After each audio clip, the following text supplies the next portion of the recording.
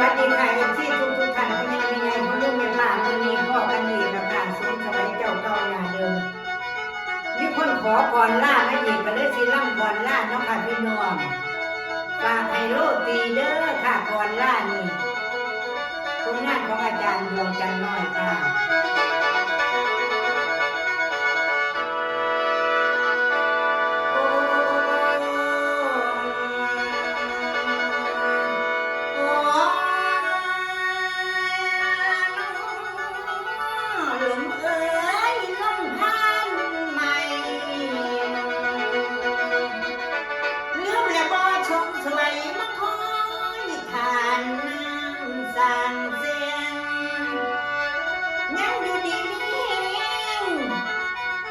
ความพี่น้อง